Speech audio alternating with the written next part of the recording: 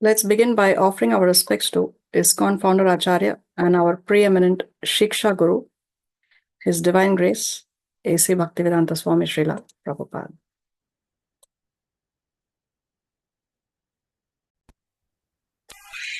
Hare Krishna, Krishna Krishna, Hare Hare, Hare Ram, Ram Ram, Hare.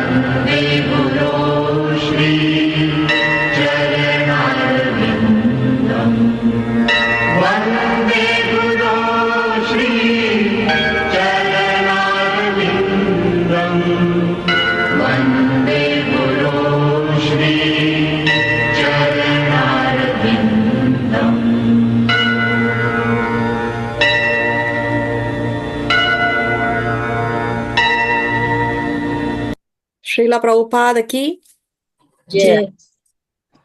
Om Agyana Timirandasya Jnananjana Shalakaya Chakshurun Militam Yena Tasmai Shri Gurave Namaha. Nama Om Vishnu Padaya Krishna Prestaya Bhutale Srimate Bhaktivedanta Swamin Itti Namine. Namaste Saraswate Deve Gauravani Pracharine Nirvishesha Shunyavadi Paschatya Deshatarine. Hey Krishna, Karuna Sindhu, Dina Bandhu, Jagatpate, Gopesha, Gopika Kanta, Radha Kanta, Namostute. Tapta Kanchana Gaurangi, Radhe Vrindavaneshwari, Vrishabhanu Sute Devi, Pranamami Hari Priye. Vancha Kalpataru Vyascha, Kripa Sindhu Vya Evacha, Patitanam Pavanebhyo, Vaishnavebhyo, Namo Namaha. Jai Shri Krishna Chaitanya, Prabhu Nityananda, Shri Advaita Gadadhar, Shrivasati, Gaura Bhakta Vrinda. Hare Krishna, Krishna Krishna, Hare Hare, Hare Rama, Rama Rama, Hare Hare. Please repeat after me. Om Namo Bhagavate Vasudevaya. Om Namo Bhagavate Vasudevaya. Om Namo Bhagavate Vasudevaya. Om Namo Bhagavate Vasudevaya. Om Namo Bhagavate Vasudevaya. Om Namo Bhagavate Vasudevaya.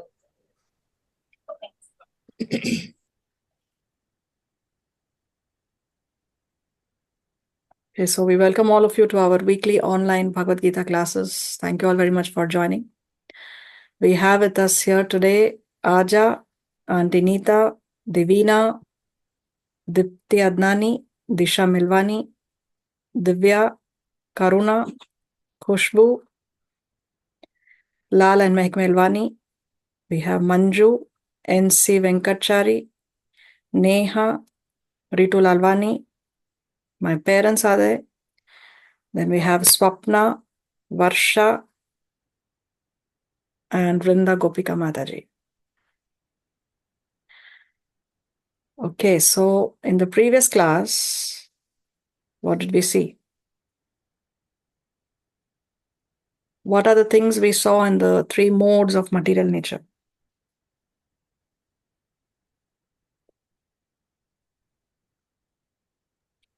Tamogunam, Satugunam. Is that? Rajogunam. Yes. Yeah, but what? Which aspects did Krishna explain in these three modes? We saw foods, sacrifices, austerity in the three modes in the previous class.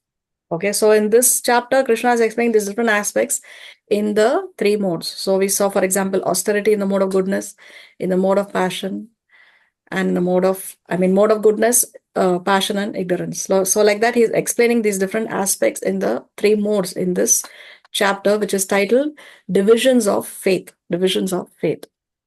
So today we will be seeing, by the mercy of Guru and Krishna, the last section of this chapter,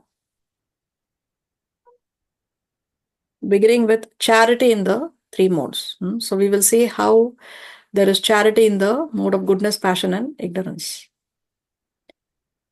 Who can read today?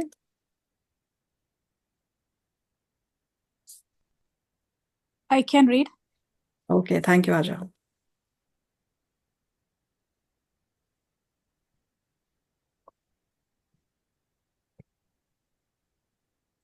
So charity in the three modes, charity can also be performed in goodness, passion, and ignorance. Results will differ accordingly. So see, one should not only consider, because now in the modern times, charity has become more out of compassion. So you see someone very poor and you feel compassionate in the heart, and you may give the person some charity. But not all the charity should be based only on compassion. One should give charity also using one's intelligence. No, compassion is a good quality to have, but also charity should be given with intelligence, because not all charities are at the same level. So this is what Krishna is going to explain: charity in the mode of goodness, passion, and ignorance. Let's hear the verse. Shlok 20. Yeah, Slok 20.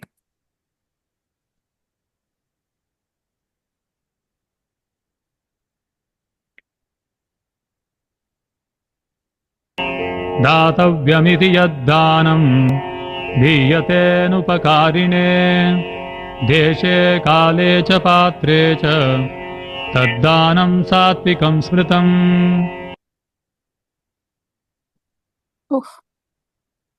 Translation. Charity given out of duty without expectation of return at the proper time and place, and to a worthy person and is considered to be in the mode of goodness.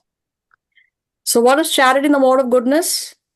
What are the factors that it should have? Krishna is saying it should be given out of duty without expectation of return. No, so one should not think that, okay, I will get something in return, do some punya so that I can go to Swarga, or I should do some punya so that people will appreciate me, no, or so that I can get some benefit out of it, or I'll get something in return. Now, charity should be given out of duty without expectation of return at the proper time and place. Proper time and place. So Srila Prabhupada explains in the purport that charity it's recommended that it should be given at a place of pilgrimage and at lunar or solar eclipses or at the end of the month. So these are the auspicious time and auspicious place to give charity. And to a worthy person. So what kind of a person is a worthy person? One who's going to use the charity in the service of the Lord. So ideally, charity should be given to qualified brahmanas or to a Vaishnava, to a devotee, or in the temples, because there this charity will be used in the service of the Lord. If the brahmana, Vaishnava, or the temple, they are, we are not talking about bogus people here. If they are genuinely qualified, then they will use it in the service of the Lord. So therefore, what happens? Both the parties, the one who's giving charity and the one who's receiving charity, both of them stand to benefit. So, and then Prabhupada writes in the purport, so charity should be given without any consideration of return.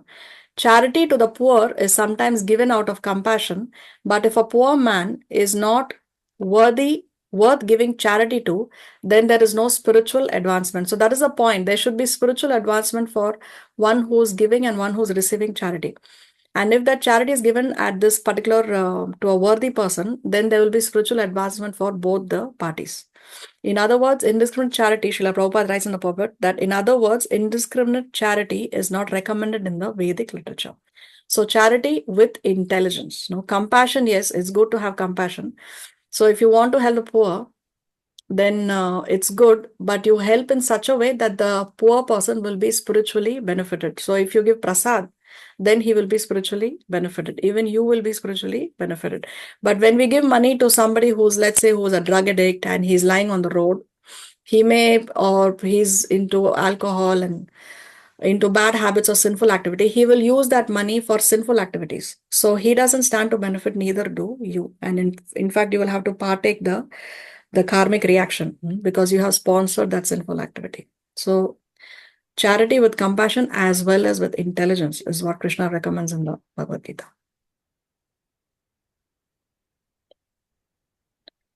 See, this is an incident.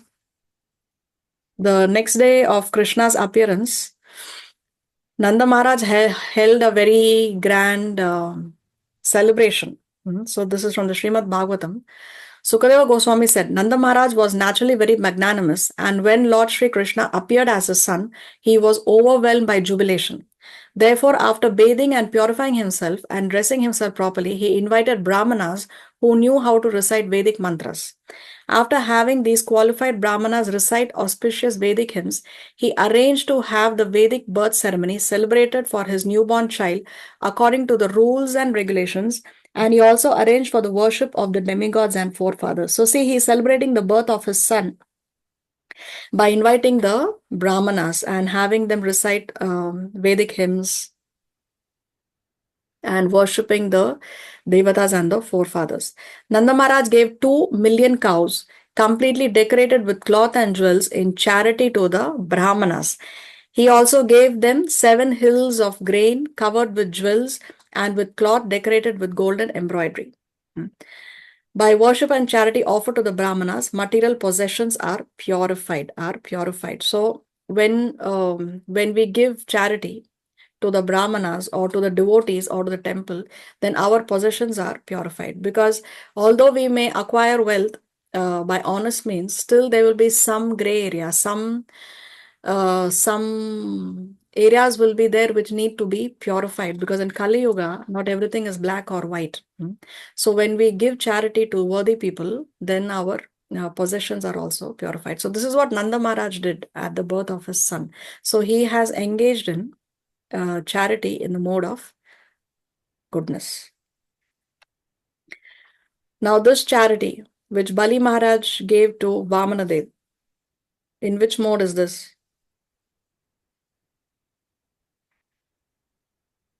Is it passion? Why do you say passion? Why do I say because he is known for that, right? Okay, let's see the definition of charity in the mode of goodness.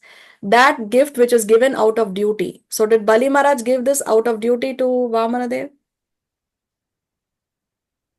No. And, he didn't think that he didn't think him as a god or anything. He didn't realize at that time when he said yes, right? He considered him just like another one of his prajas, right? Okay, let us go through the story of Vamanadev and Bali Maharaj. Okay, so Vamanadev approaches Bali Maharaj. Bali Maharaj is doing this great yagya. And of course, Bali Maharaj belongs to a demon family. And Vamanadev approaches him as a dwarf Brahmana and says, just give me 3 steps of land. At that time, the spiritual master of Bali Maharaj tells him, actually he recognizes him, he recognizes him and tells him that this dwarf person is not a Brahmana, actually he is a supreme personality of Godhead and he is going to take away everything from you. So Bali Maharaj was very well aware what he is going to go in for. But what did Bali Maharaj say? Bali Maharaj said that if he is a supreme personality of Godhead, one should surrender to God. And he also said that I've already promised, so I also need to fulfill my vow. So he decided to not follow the instructions of his guru and actually surrender to Vamanadev. So he knew it. He knew it. Okay, I forgot that part. Yes. So that which is given out of duty, he did it out of duty because it was his duty. It's the duty of every living entity to surrender to the Lord. And because he had promised also, it is his duty to fulfill his promise at the proper time and place to a worthy person. So is Vamanadev a worthy person to give charity to? Yeah, Yes. Yes. because he was a Brahman. He came in the form of Brahman. Yes. And without expectation of return. Did Bali Maharaj make any deal with Vamanadev that I want this in return of giving you these No. 3 steps of land? No, No. nothing. So then is this charity in the mode of goodness? It's in the Yes. mode of goodness. Mode Yeah, of goodness. Yes, it fulfills a definition of charity in the mode of goodness. goodness. It's very interesting in this pastime. If you see, if you read this chapter, we are going a little off track, but I want to mention this. That actually Bali Maharaj, his wife, no, she speaks in this episode, and she tells that her husband has made this promise of giving in charity these 3 steps of land, but he lacks the proper knowledge. What is the proper knowledge that Bali Maharaj lacked? His wife says that he is thinking that it belongs to him, so he's giving this in charity, because you can give in charity something that belongs to you, but actually everything belongs to already Vamanadev, because he is God. Everything belongs to the Lord, nothing belongs to us. So that time Bali Maharaj's wife, she speaks this very learned words, and it is also recorded in the pages of Srimad Bhagawad. Very interesting that she is more knowledgeable than him. No, and actually Bali Maharaj is one of the 12 Mahajans, the 12 greatest authorities on the science of God. And his wife says that you have misunderstood. No, you have made this promise. How can you promise to give away something? Because that means you are thinking that it is yours, but actually it belongs to the Lord only. So very interesting episode is when you read this in the Bhagavatam. Okay. So now let us see what is charity in the mode of passion.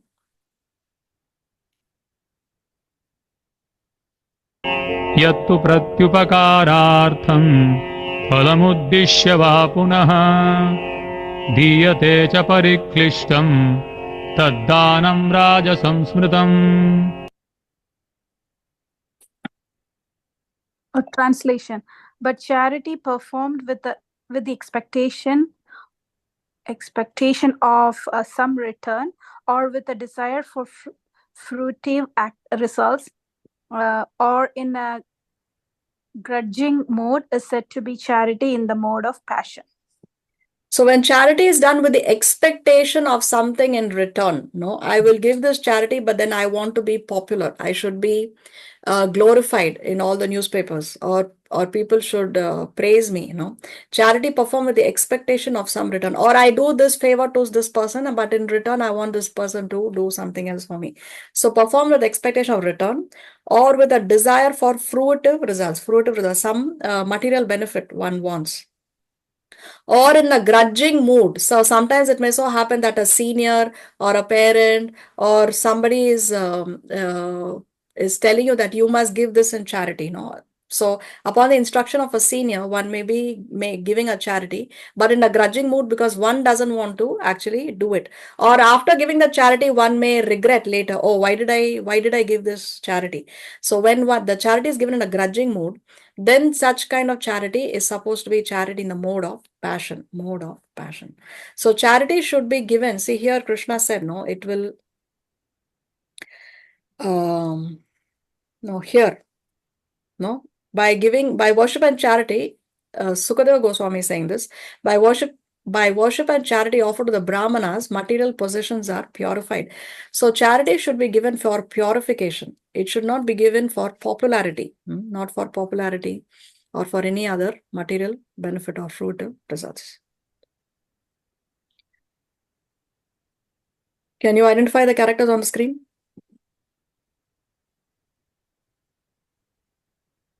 Karna. And Karna and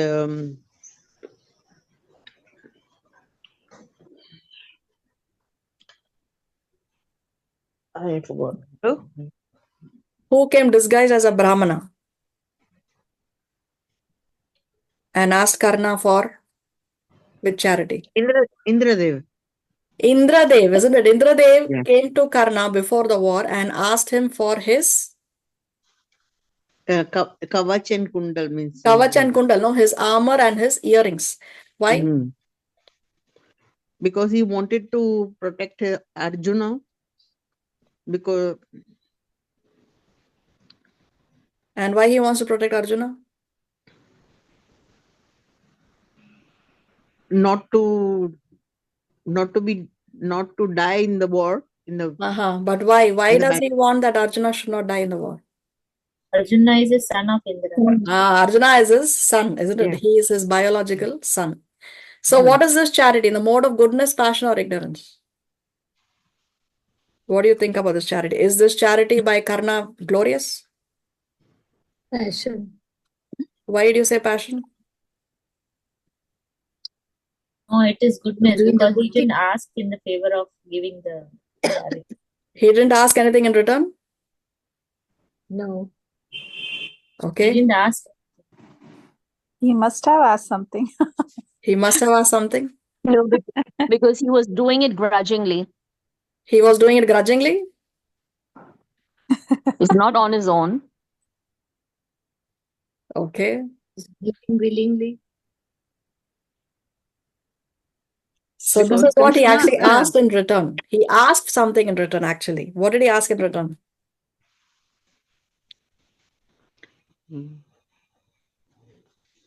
What is it that Karna got in return for giving his armor and earrings? Yeah. Because normally Karna is glorified for giving this charity. People generally find fault with the opposite party and say that it was unfair for Karna. See, this is the reason why we should read the books. No, let us read this episode from the Mahabharata. Karna tried in various ways to distract Indra from his goal, but the god made it clear that he wanted only the armor. Finally, Karna said, "Divested of my natural armor and earrings, which were created from celestial nectar, I shall die in battle. That is why I am reluctant to part with them. Still, I know you are Indra and that you are here to help the Pandavas. As the Lord of the gods, it is you who should be bestowing boons upon me. Therefore, O Deva, please consider offering me a boon in exchange for my armor."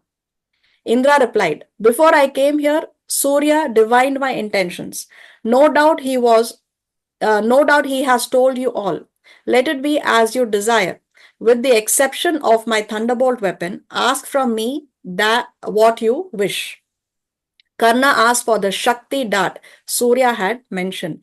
Indra reflected for a moment and replied, "I have invoked the weapon and will give it to you as soon as you give me your armor. But I do so under one condition. When I release this dart, it kills hundreds of my enemies and returns to my hand. However, you will be able to release it but once to kill one powerful enemy. When your enemy has been slain, it will return to my hand, not yours."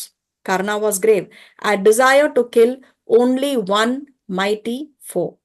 "I know your desire, but the one you wish to kill is protected by a high-souled being. The great Lord Krishna, who is the inconceivable Narayana, protects him." So, Karna asked for the Shakti weapon. And with that Shakti weapon, he says he wants to kill only one mighty foe. Who is that person he wants to kill? Arjuna. Arjuna. He wants to kill Arjuna because from the beginning only, he was very, very envious of Arjuna. That was Karna's problem, that he was very, very envious of Arjuna. But Arjuna was never envious of Karna or of anybody for that matter. "Be that as it may, give me your weapon, for it will surely be capable of slaying any human enemy. I shall then cut my armor from my body, but I ask that you prevent my body from becoming disfigured." "So be it. Because you desire to adhere to truth, you will not be scarred. You will be restored to your present handsome and shining complexion." So this is the reason why this particular charity by Karna is in the mode of passion, because Karna asked for that Shakti weapon in exchange for his armor. This is the reason why this charity is not as glorious as it is made out to be. There was one more charity that Karna refused to give. What was that? Because Karna was famous for being Danveer Karna. No? He's called Danveer Karna. There's one more charity that he refused to give. Does anybody remember from the Mahabharata?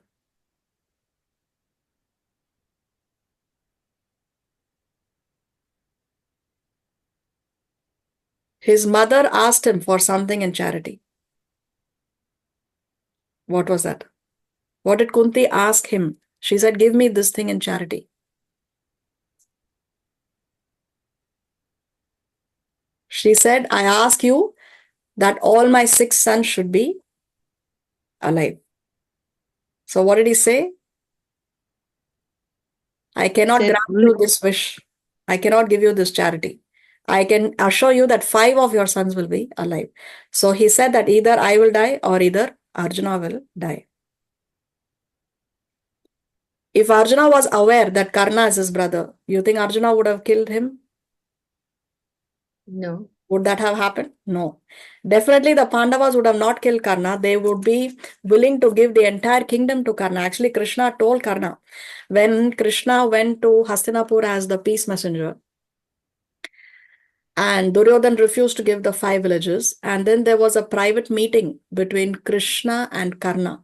And that time Krishna told Karna that if you come to the opposite side, you will be allowed to rule the kingdom. You will be crowned king. Your 5 brothers, the 5 Pandavas, they will serve you they will serve you because you will be the king and they are your younger brothers. And in fact, even Draupadi in course of time will approach you as a husband. So Krishna had told Karna this, but Karna had another logic according to him, which was dharma. He had a dharma which is higher. He had a higher religious principle than the religious principle that Krishna was proposing to him. His religious principle was, I cannot abandon Duryodhan because Duryodhan helped me at the time of need. So there are different religious principles, but one must understand that there are some are higher than the others. No, some religious principles are higher than the others. And in this case, Karna should have ideally accepted what Krishna is saying as the highest religious principle, which he refused. And coming to the friendship between Karna and Karna and Duryodhan, was that really genuine friendship?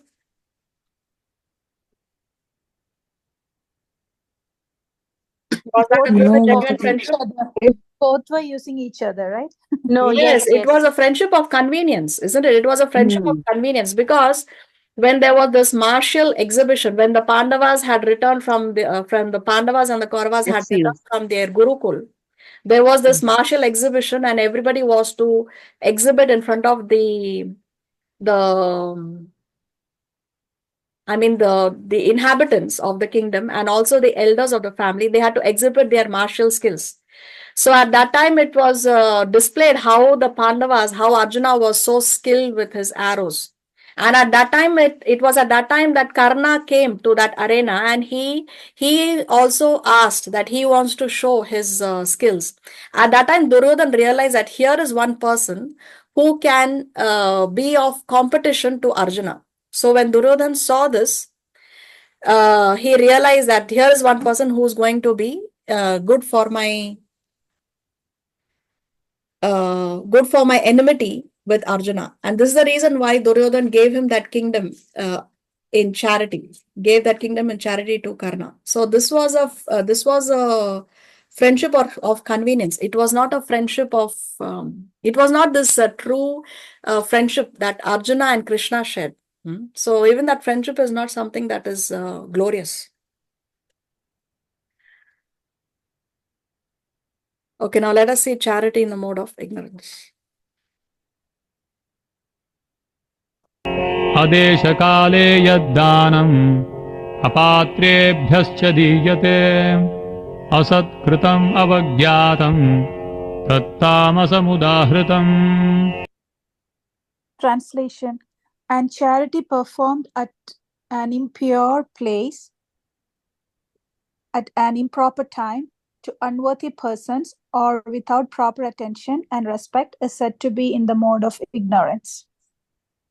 So charity in the mode of ignorance, at an impure place, at an improper time, to unworthy persons. So we already discussed, without proper attention and respect. So when one is giving charity, one should give with proper attention and respect. Not that you are insulting someone or showing someone down and then you're giving charity and then you have this inflated ego and you show off. No, one should always give charity with proper attention and respect.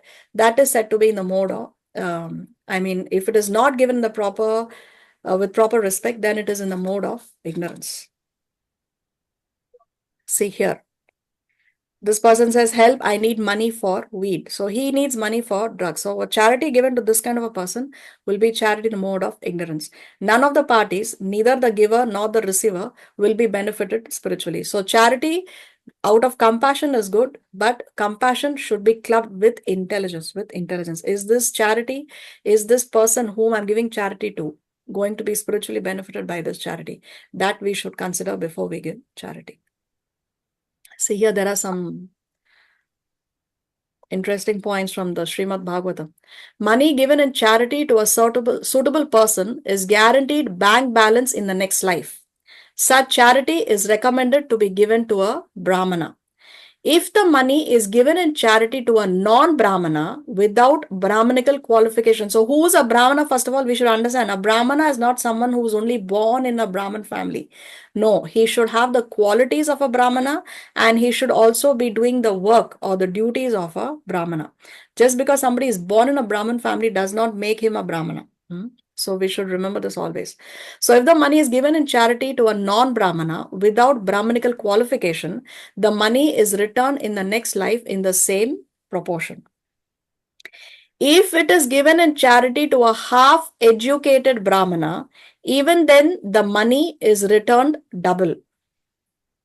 If the money is given in charity to a learned and fully qualified Brahmana, the money is returned 100 and 1,000 times.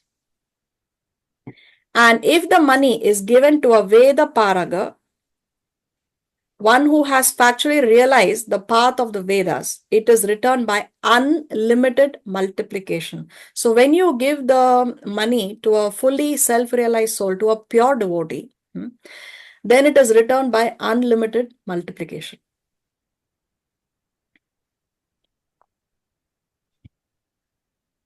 So here you have Krishna with a fruit vendor. This fruit vendor was selling fruits, and Krishna wanted to, actually, external reason, he wanted those fruits. Internal reason, he wants to give her his mercy. So he tells her that I cannot give you, I have only, there's nobody in the house and I can give you some grains in return. So she says, okay, bring the grains. And when Krishna goes in, and by the time he brings the grains in his small hands, all the grains have fallen down and hardly anything is left in his palm. But still this fruit vendor, out of love, gave him all her fruits. All the fruits that she had in a basket, she gave him all the fruits. Did Krishna reciprocate with her? Yes. How? Yeah. What did he give her unlimitedly? Gave and precious Gems and precious gems stones. and Yes, the whole basket was filled with so many gems and precious stones, isn't it? This, what did Bali Maharaj get in return for his charity to Vamanadev?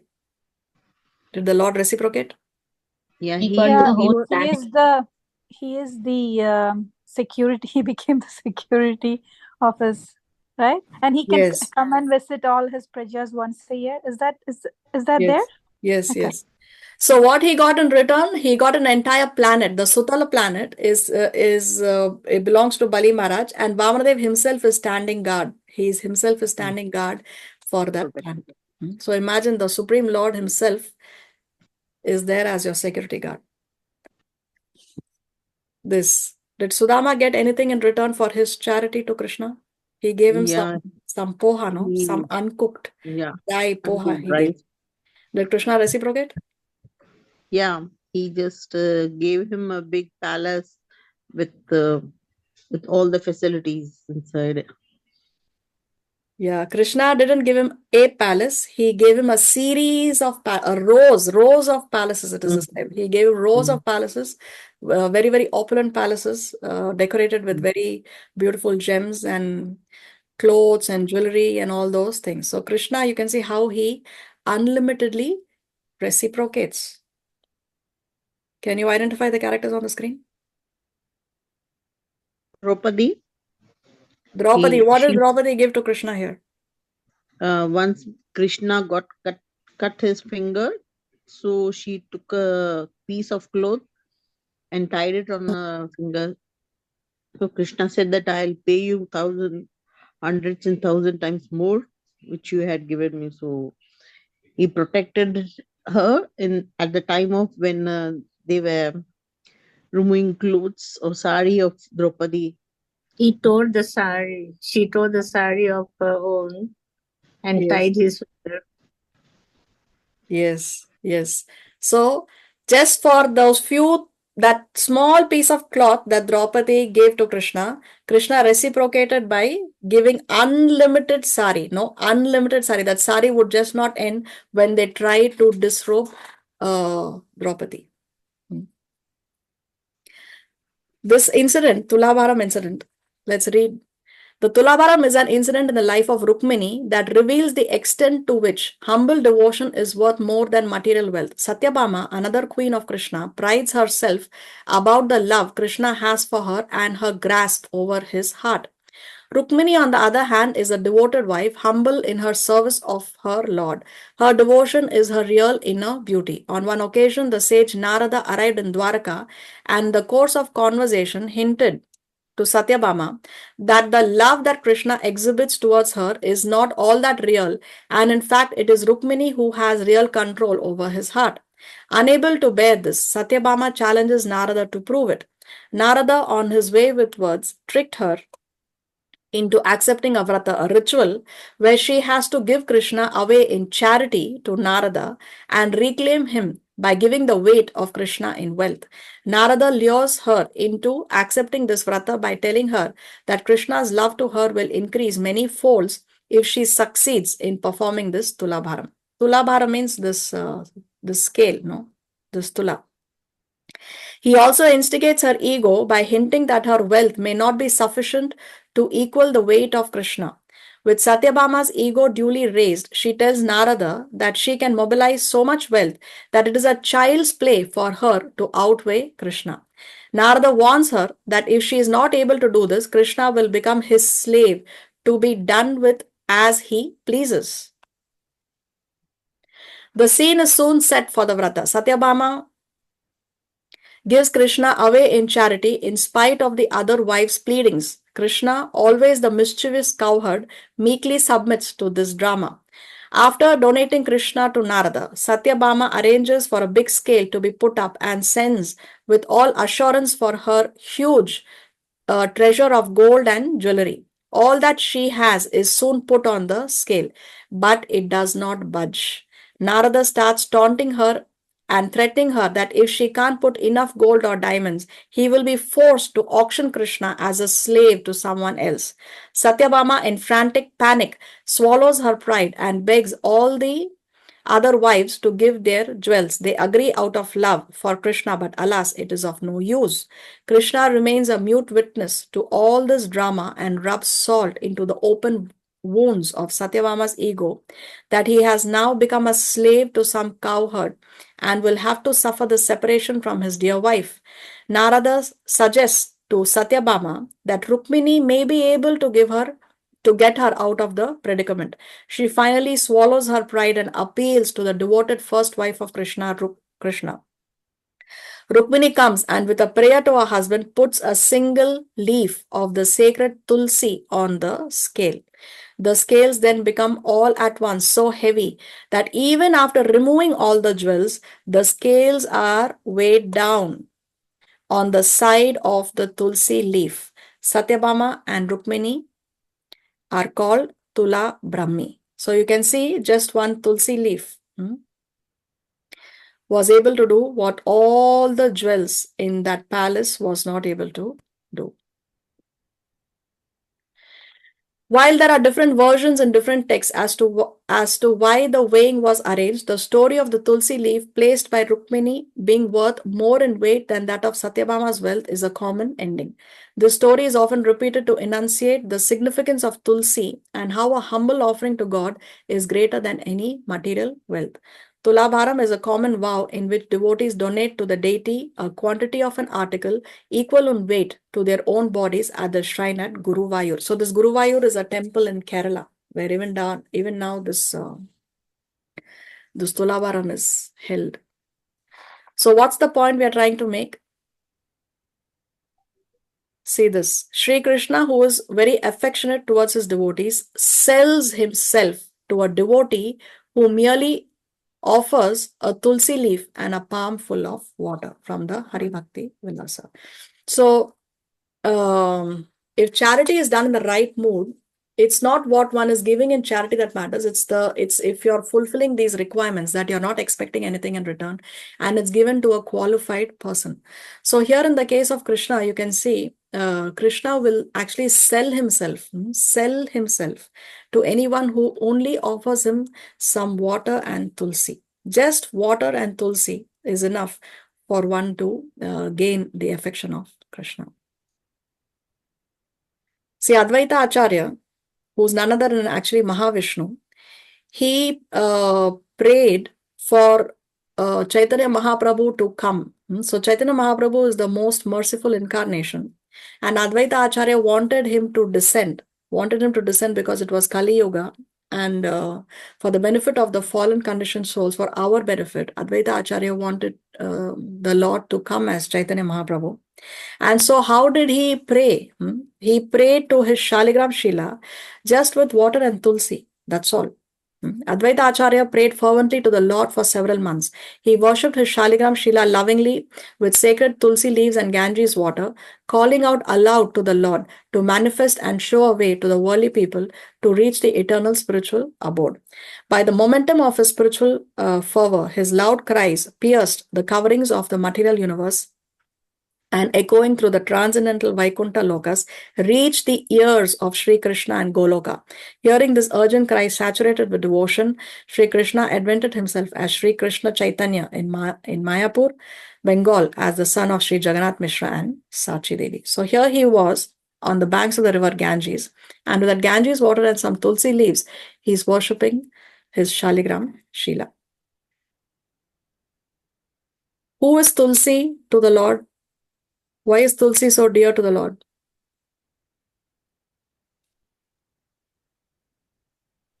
Is Tulsi devotee? She's a devotee? Yes. No, he married to a. Then she became a Tulsi. She married whom? To Krishna.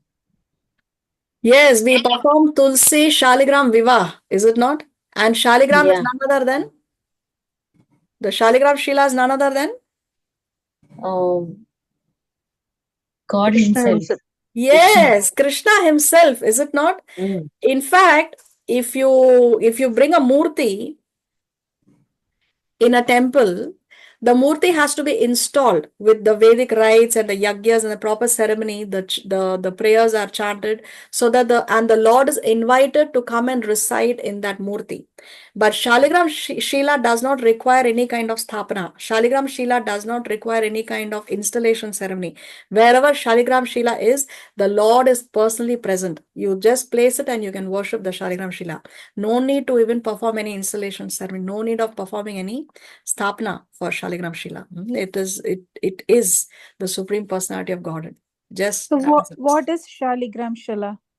Shaligram Shila are these stones that are found in the Gandaki River in Nepal. Oh, okay. Only stones from that river is They are considered. found only in that Gandaki River in Nepal. Only there they are found. And there are different kinds of Shaligram Shilas also. Okay. And the Shaligram Shila that Advaita Acharya worshipped is still there in a temple in West Bengal. Oh. Okay, see, let's see here from the purport. Srila Prabhupada writes, the best solution is that of the Krishna consciousness movement. This movement is always kind to the poor. So one always thinks, oh, garib aadmi hai, poor people, we need to feed the poor people.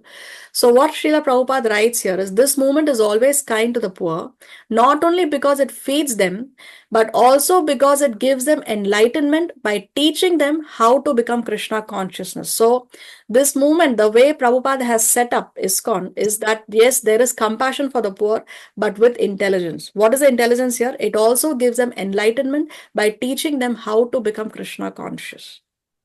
We are therefore opening hundreds and thousands of centers for those who are poor, both in money and in knowledge, to enlighten them in Krishna consciousness and reform their character by teaching them how to avoid illicit sex, intoxication, meat eating, and gambling, which are the most sinful activities and which cause people to suffer life after life.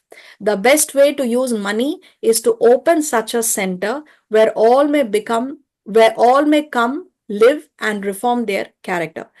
They may live very comfortably without denial of any of the body's necessities, but they live under spiritual control, and thus they live happily and save time for advancement in Krishna consciousness. So when one lives in the temple, one can live there. There is food, there is shelter, there is clothing, but they are living under the control that they cannot perform illicit sex, intoxication, meat eating, and gambling inside the temple premises. So, like that, because they are being educated in the spiritual truths. So, therefore, both parties stand to benefit.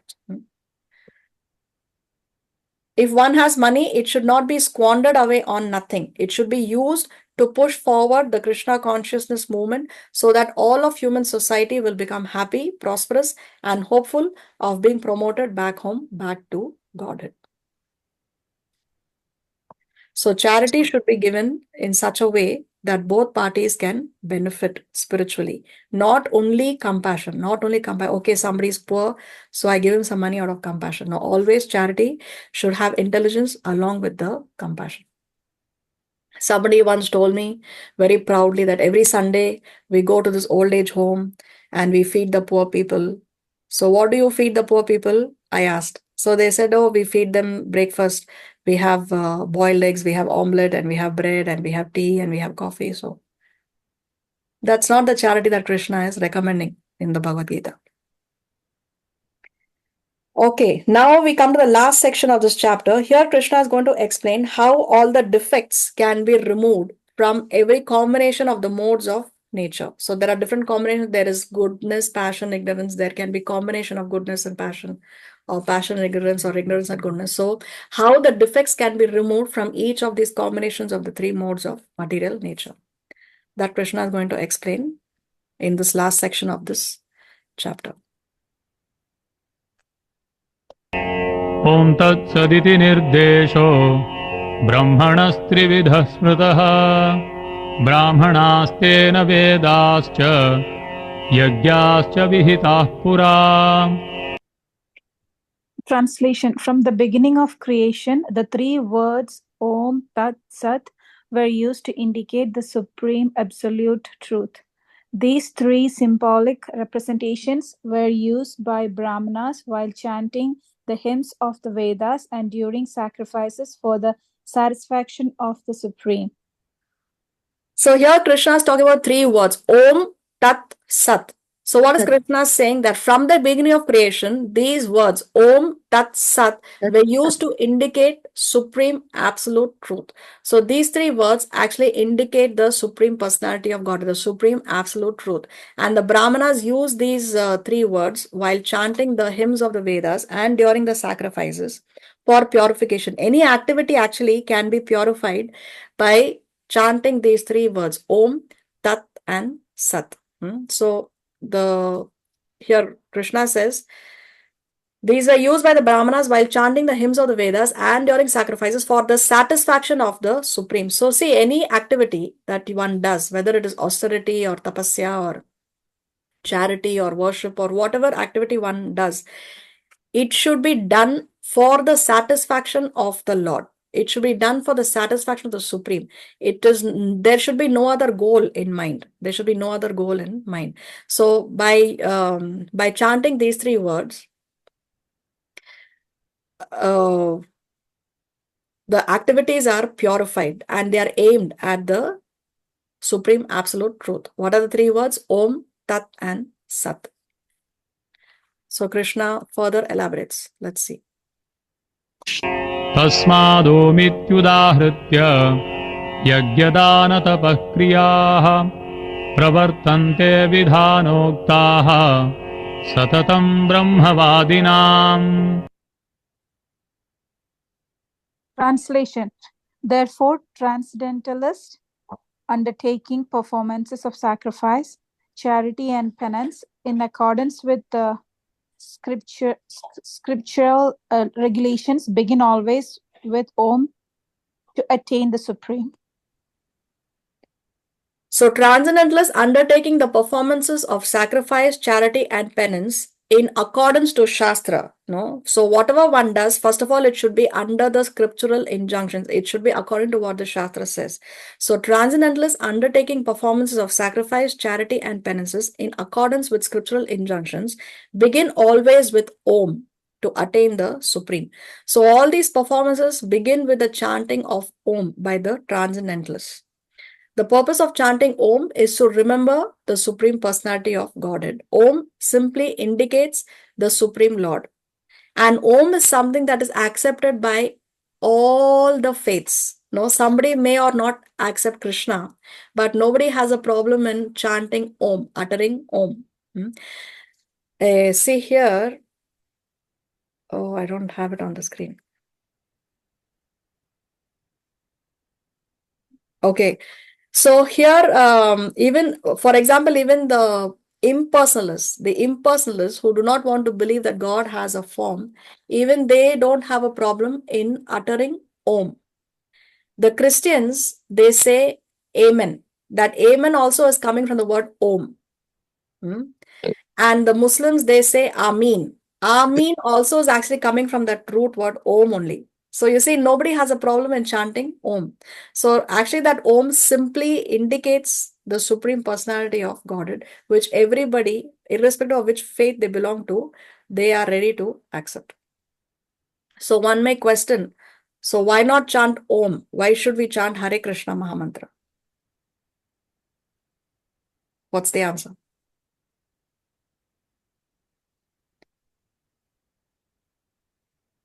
When we take initiation in ISKCON, we promise to the Guru that we will chant minimum 16 rounds of the Hare Krishna Mahamantra.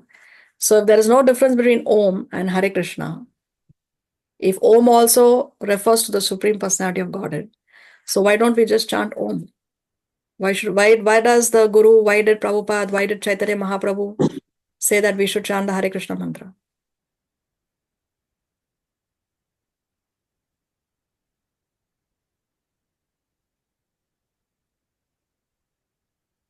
Because to chant the Hare Krishna mantra in the Kali Yuga, there are no rules and regulations. But to chant Om, there are rules and regulations. It should be done at a proper time. It should be done at a proper place. It should be done facing a particular direction. One should be qualified to chant Om. So there are rules and regulations for the chanting of Om. But for chanting of Hare Krishna Mahamantra, Chaitanya Mahaprabhu, who's none other than Krishna himself, he has relaxed all rules and regulations. So no rules and regulations for chanting Hare Krishna Mahamantra in Kali Yuga. This is the reason why we chant the Hare Krishna mantra. Now, Krishna talks about Tat. तदित्यनभिसन्धाय फलं यज्ञतपः क्रियाः दानक्रियाश्च विविधाः क्रियन्ते मोक्षकाङ्क्षिभिः. Translation. Without desiring fruitive results, one should perform various kinds of sacrifice, penance, and charity with the word Tat. The purpose of such transcendental activities is to get free from material entanglement.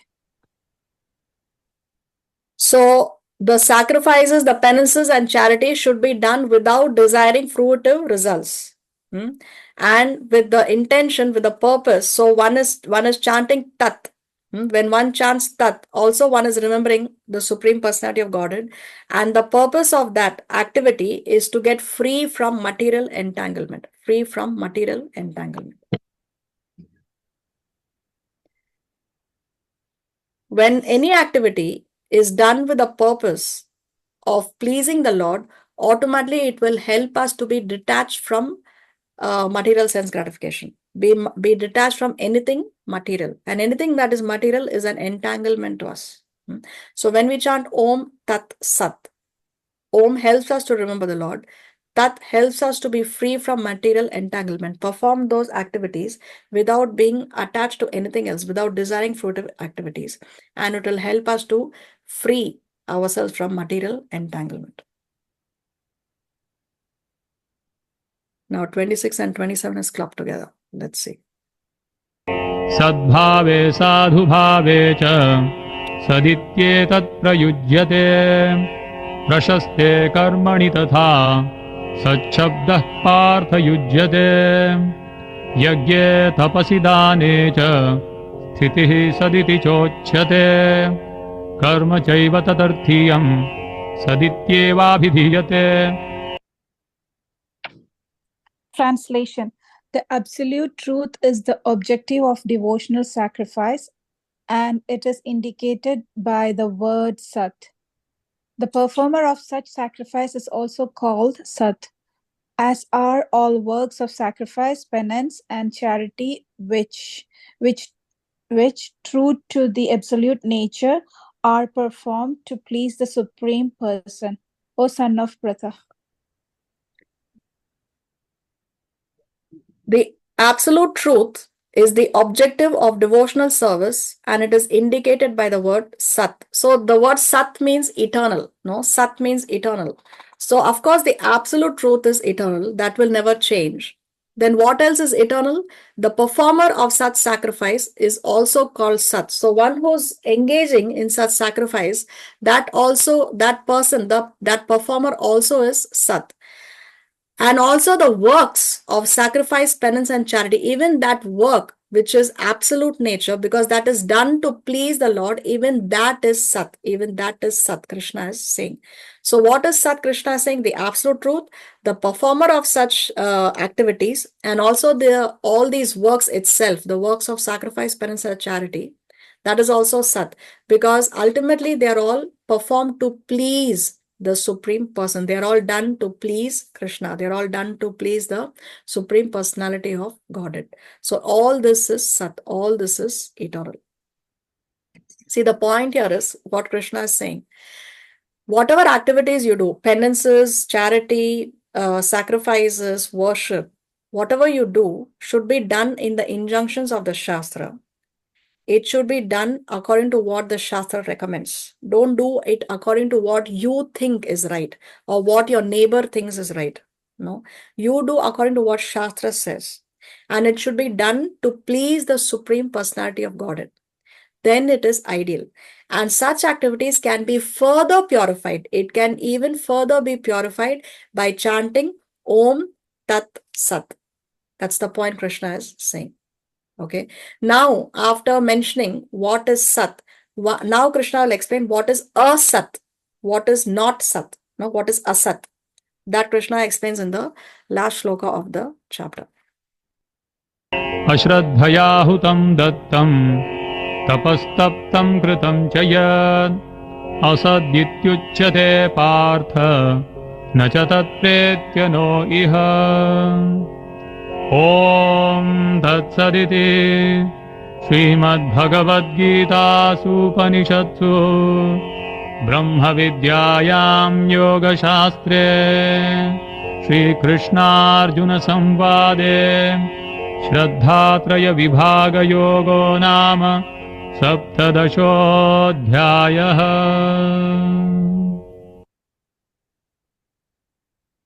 Translation: Anything done as sacrifice, charity, or penance without faith in the Supreme, O son of Pritha, is impermanent.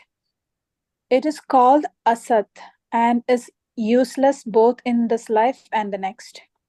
So what is Asat? That which is done without faith in the Supreme. That which is done outside of the Shastras. No, that is Asat. That is impermanent, because the results of that will last only for a certain period of time. At best, till this lifetime. But again, in the next lifetime, we will not be able to take the benefits of those sacrifices, charity, or penance which are done without faith in the Supreme. So that Krishna says is asat. It is useless both in this life and the next. So what we identify with is what is going to determine our destination. If we are identifying ourselves with wealth, power, and glamour, if we are attracted with wealth, power, and glamour, and if we are hankering towards only these aspects, then at the time of death, it will not lead to the supreme goal. It will not lead to Krishna. It will not lead to Goloka, Vaikuntha.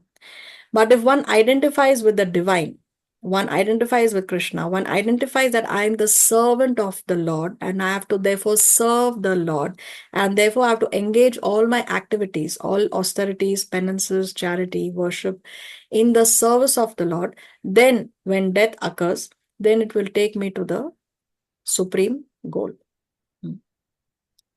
So what you identify with is what you are going to engage in. Those kind of activities only you will engage in. And what kind of activities you are engaging in is what is going to determine your destiny.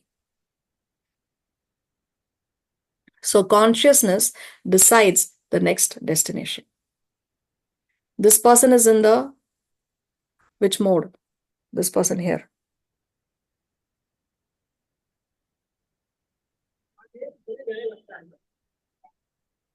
Mode of goodness. Goodness. Then this person? No. This pure goodness. First one is Mode of transcendental goodness, pure goodness, Shuddha Goodness. Sattva stage, no?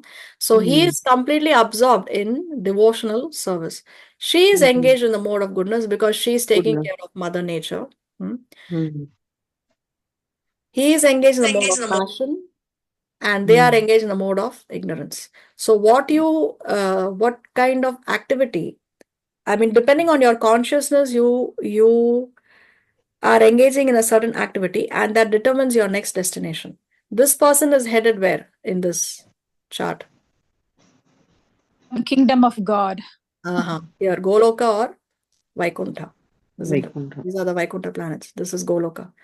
So this person is headed here, no doubt.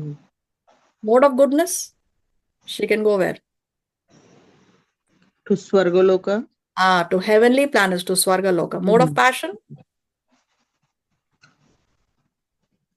Will come to earth. Yes, earth, yes. Because here we sweat it out, no? We are all passionate. Yeah. We want to make it. So mode of passion and mode of ignorance in the lower planetary system. Lower planet. So our consciousness determines our next destination. So how can we change our consciousness? How can we elevate our consciousness? One may be currently in the mode of ignorance. Let's say somebody is in the mode of ignorance. That doesn't mean that he's definitely headed here. He can elevate his consciousness before death. So what are the factors that will help one to elevate one's consciousness? Chanting, association with the Brahmanas, right? Yes. And By chanting the holy name, we can elevate our consciousness. By good association, we can elevate our consciousness. By eating charity, prasad. charity, eating remnants of.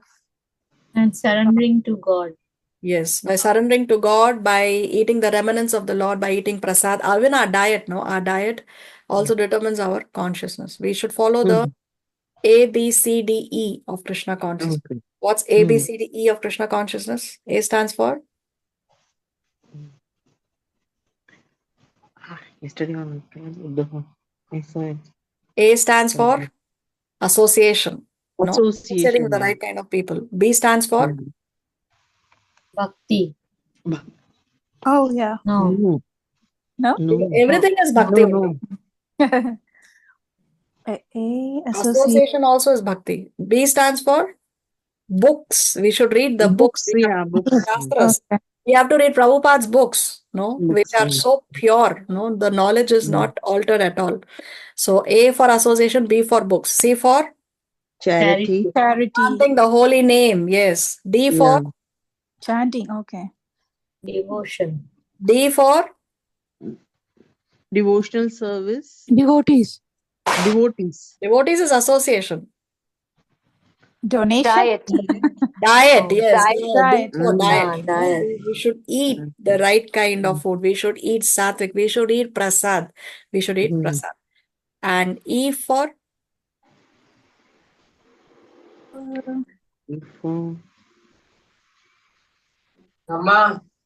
E for engagement. What kind of activities we are engaging in? So we should engage in devotional services. Devotional Engage in service. seva. So if we have this A, B, C, D, E of Krishna consciousness intact, then we can elevate our consciousness. And by elevating our consciousness, we can go to the supreme destination. Yeah, Lavina, you have your hand raised.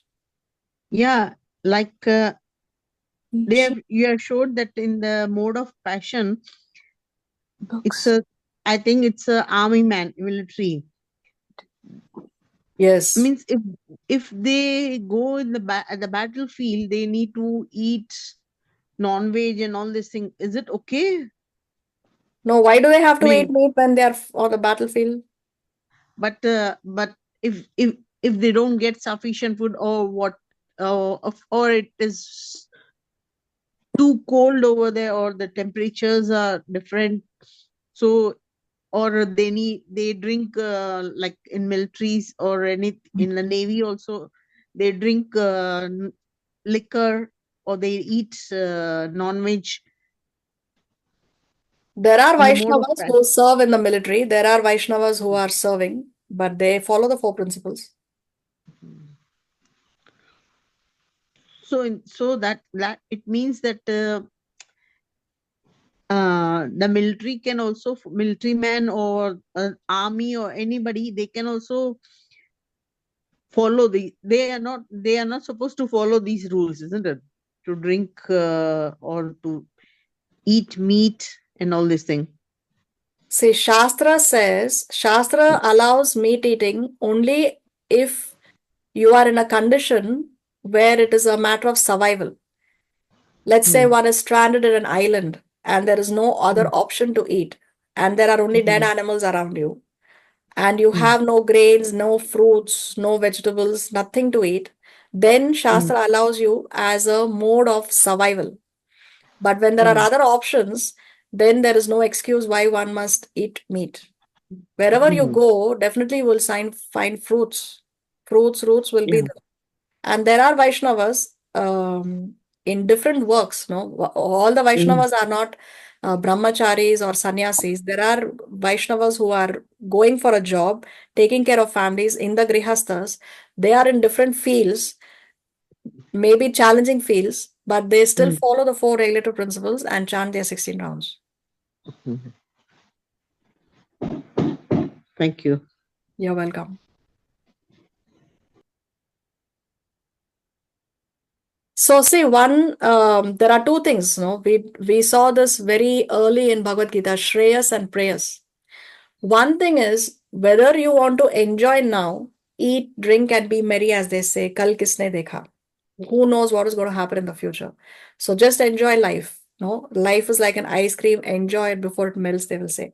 So do you want to enjoy now, but then later there is suffering? It's going to be the karmic reaction. You're not going to go to your supreme destination.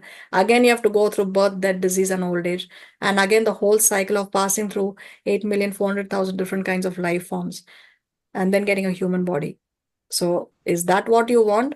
Or you want to sacrifice, follow the Shastras, face the challenges with determination, and then eternally enjoy a blissful, happy life in the spiritual world? So what is it that you want? Enjoy now and then struggle, or struggle now and then enjoy eternally? No, let's see. Struggle now. Struggle now. This is a decision that we have to make.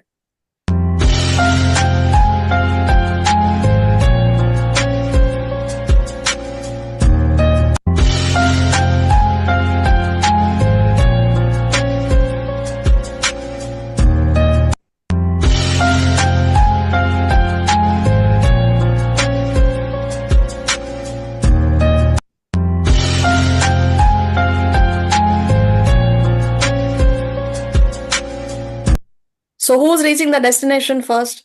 Faster? Quicker? The This was person for- who First struggled one. in the The beginning. first one. Yeah, so although for him it was a climb, no, it was challenging, no, it's a challenge, it's a constant battle with Maya. You have to constantly keep temptations away. You have to constantly face so many hindrances, obstacles. But then, if you can survive this, then eternally you can enjoy forever. But this person here, he chose to know, I want to enjoy.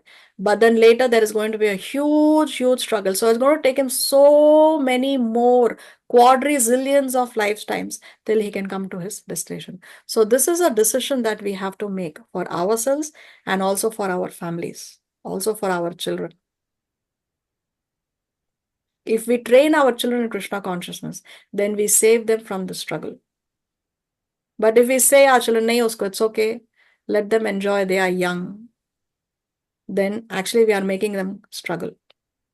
But as well wishers of our children, if we want that they also do not struggle and they can reach this destination, then we have to train them such that yes, it's okay, you can go through some obstacles, some difficulties, but then eternally then they will enjoy. So it is only for the well-being of our children that we need to impose restrictions even on our children. One should not think that okay, it's my child, let them enjoy, they are young, what does it matter, later they will not, that later will never come, that later will never come. It may come, but it is going to be that much more difficult, because when the clay is soft, you can mold them nicely. But once it's hard, then it is that much more difficult. Once you are addicted to something, it's hard to remove that addiction. But if you train them from young only, then they don't have to suffer the de-addiction later.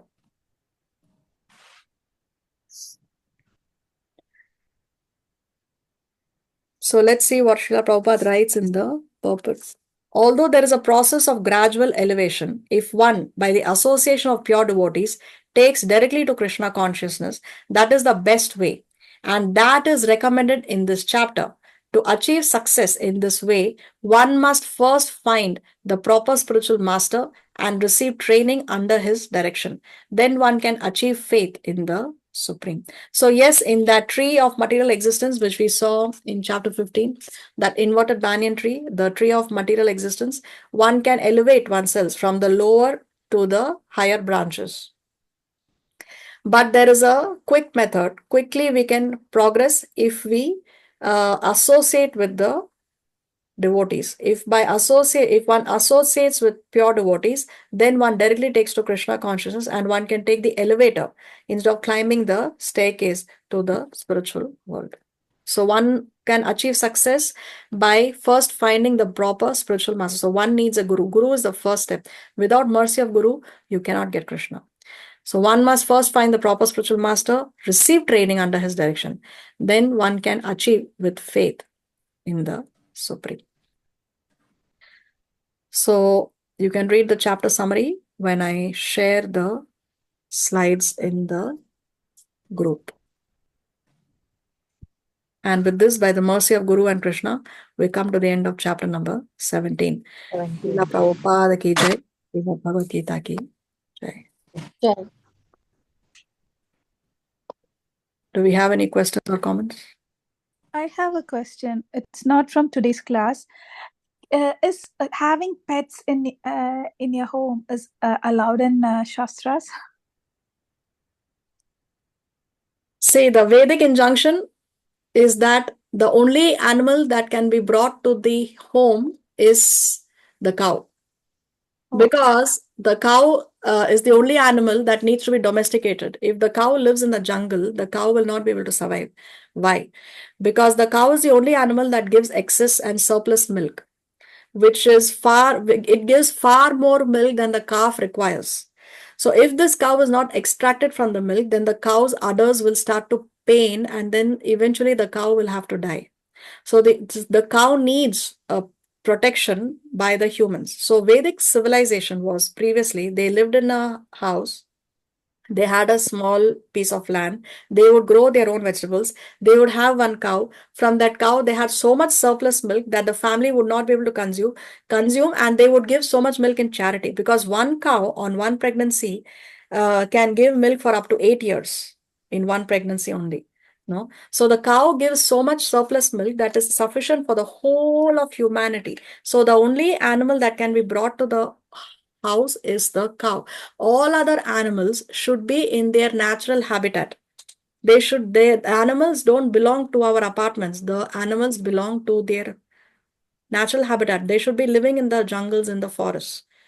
Nowadays, we have brought dogs, especially to the house. Very, very popular now in Kali Yuga.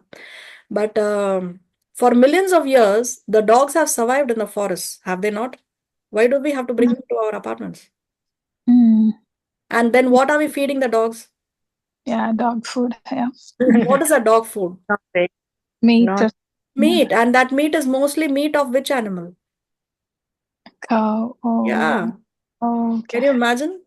So to take care of one animal, we are killing other animals. Mm-hmm. So where are we protecting animals? If one is an animal lover and brings dogs to the house because one is an animal lover, but then you're killing one animal to feed another animal. Yeah. The animals belong to their natural habitat. They don't belong to our apartments. And even medically, I was reading that how the pets, no, especially dogs and cats, they give out gases. The animals, they emanate a gas which is harmful for health, which is harmful for health. So it's not good to be sleeping beside our pets. Sometimes the dogs and cats are in our sleeping with us on the beds. And one is breathing that what the animal is emanating, so that affects our health. If you see, mostly people who have pets at home, and if they are sleeping with the pets in the same bed, they will not be very healthy. They will not be very healthy, and the doctors cannot say what is the reason. But actually, it is this, because they it's not clean to have pets in your homes. They belong to their natural habitat. Mm-hmm. Thank you. You're welcome. So this number here, Amrita Radhika Mataji, is this with a code and it's complete? Is this number complete with the code, country code? Hare Krishna Mataji. Hare Krishna. Yes, I don't, I'm from USA, so it's the area code. I don't know if it has a separate country code. What I will do here is I will share in the chat my phone number, so you can add me. It will be easier to add you in the group that way. Is that okay? Hare Krishna. Yes, Mataji. Thank you. Thank you. Hare Krishna. Hare Krishna.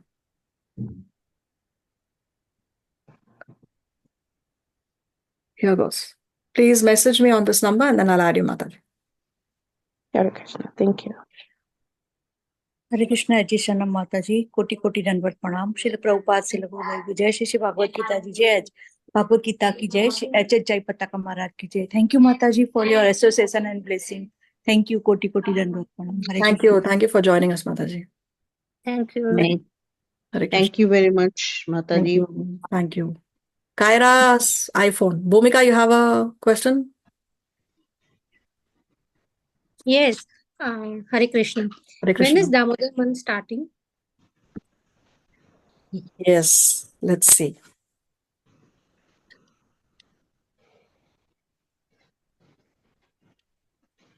Seventeenth October to 15th November in this part of the world. 17th Okay. October it begins. Okay. Thank you. So for those who are not aware, who have not been with us in the previous batch, and you're not aware of the month of Damodar and the month of Kartik, please, there is a recording on YouTube. I will share the link in the group. You can watch the video, know about the Damodar Leela, offer ghee lamps to the Lord this month of Kartik. This month of Kartik is very, very potent, very, very powerful, especially to make quick progress in a very short period of time. Srila Prabhupada gave the example of how sometimes a store has a sale. No, the same goods are now at a 50% discount. So you can for less price you can get more amount of goods. So in this month of Kartik, with very little devotional service, one can make great spiritual progress. So very, very powerful and potent month. One should at least offer ghee lamps to the Lord, recite the Damodar Ashtakam, This is the time to maximize the chanting and minimize sense gratification, maximize devotional services and minimize sense gratification. So in this link that I will share in the group post the class, you can watch the recording, previous recording, and you can know how we can follow this month of Damodar. And I would recommend that you please follow this whole month and be spiritually benefited. Anything else we need to discuss? Any questions or comments? So can you explain that Indra Ekadashi, right? Do we do like that? The Ekadashi that we celebrate the Amavasi day this month. Okay, so I don't know the story of this particular Ekadasi by memory. There are 24 Ekadasis in a year and there are 24 stories. I do not remember, but I can Google it and I will share the link in the group. Is that okay? Okay. Oh yeah. Okay. Okay. Did you already do the fasting yesterday or is it today? For us here in Chile, it is today. Oh, okay. And I assume for you also it should be today because you are close to us. Oh, okay. In India also it is today, Saturday. 28th, yes. Yes. Sometimes that it may be different by a day, but this time it is on the same day. Oh, thank you. Anything else? Hare Krishna, Mataji. Hare Just Krishna. one question when you were telling the meaning of Om Tat Sat. So I've heard His Holiness Jayaprada Maharaj Ji say that. So can anybody utter it or is only, Anybody can utter Om Tat Sat. See, Srila Prabhupada, there is this book called Surrender Unto Me by Bhurijan Prabhu. This book which I use. Oh, you can't see it here. So in this book, Bhurijan Prabhu writes, let me read. In the 1950s, Srila Prabhupada even placed the words Om Tat Sat before his signature on letters. Om is a name of Vishnu. Tat is chanted to achieve liberation. All activities performed for the Lord's pleasure are Sat, eternal. Thus, the process of devotional service is clearly stressed in these verses. So, yes, one can use these words Om Tat Sat. Mataji, where did you get this book? Like, did you You buy can get online? it. I got it from Sridhar Mayapur, but it's available online also. You just search Surrender Unto Me by Bhurijan Prabhu. Here. Okay, thank you. Thank you so much. Hare Krishna. This is if you read Prabhupada's Gita and you read this, it helps even more to understand. It's a very nice guide. Okay, thank you. Thank you so much. Hare Krishna. Anything else?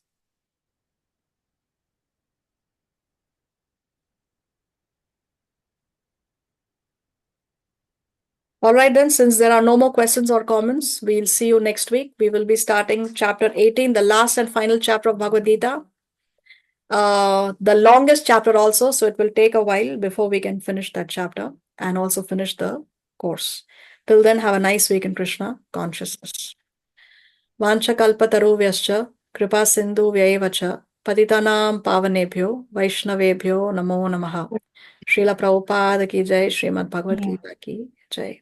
Thank you. Hare Krishna. Hare Krishna, Hare Krishna, Mataji. Thank you so much.